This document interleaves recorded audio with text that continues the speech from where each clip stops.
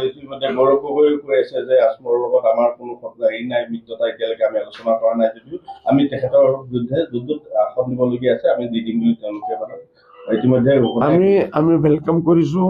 কংগ্ৰেছে আমাৰ বিৰুদ্ধে দিব, আমি যাম। অখিল গগৈয়ে আমাৰ বিৰুদ্ধে দিব, মুছলিম এৰিয়াত দিব। মেজৰিটি এৰিয়াত কি হ'ব?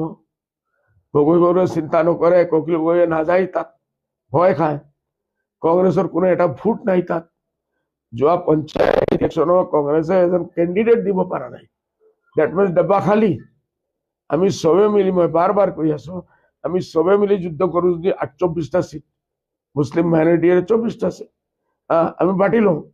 ঠিক আছে, অখিল গগৈ 4টা পাব, আমি 10টা পাম, কংগ্রেস 10টা পাব, 24টা হয়ে গেল। পহলে ভোট বাড়াবাড়িতে হয়ে গেল না। এইটো করার কারণে কংগ্রেস পাওয়ারে যাব পাৰিব নেকি? আমার তো এটাই ইচ্ছা আছিল, এক হয়ে আমি যদি লড়ো যে কংগ্রেসক মেজরিটি দিব লাগে, মেজরিটি দিয়ে কংগ্রেস কমসে কম স্ট্যান্ড করো। আমি একটু নিবিচাৰো যে কংগ্রেস হাউসত গৈ কালি মাইনরিটি হয়ে যাব। হাউসত মাইনরিটি যে মর্যাদা পাব লাগে, অপজিশন পাব লাগে, এটাও কংগ্রেসে নাপাব, যেটো মই দেখি আছো। আর এইটো কংগ্রেসের ভুল। আপনার চাওক, কমসে কম নহলে 100টা বাইট আছে আমার। আপোনালোকে কলে মই আপোনালোকক দি দিব পাৰিম। যে 5 বছৰৰ পৰা মই কৈ আছো, ভূপেন বৰাই কৈছিল যে আজমল বিজেপিৰ বি টিম, আৰ মই কৈছো কংগ্ৰেস বিজেপিৰ এ টিম। আৰ এইটো মই প্ৰুফ বাৰ বাৰ কৈছো যে ভূপেন বৰাই ৰাতি গৈ হেমন্ত বিশ্ব শৰ্মাৰ পৰা পেকেট লয়। কংগ্রেসের আরো কেইটামান নেতা আছে যে এতিয়া বিজেপি লগে যাব। ই অকলে গৈ পাইছে নহয়?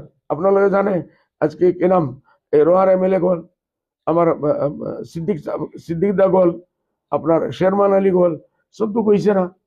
কিয় কাৰণে? কমৰ মাত মাতিব নোৱাৰে, কংগ্ৰেছে মাতিব নিদিয়ে।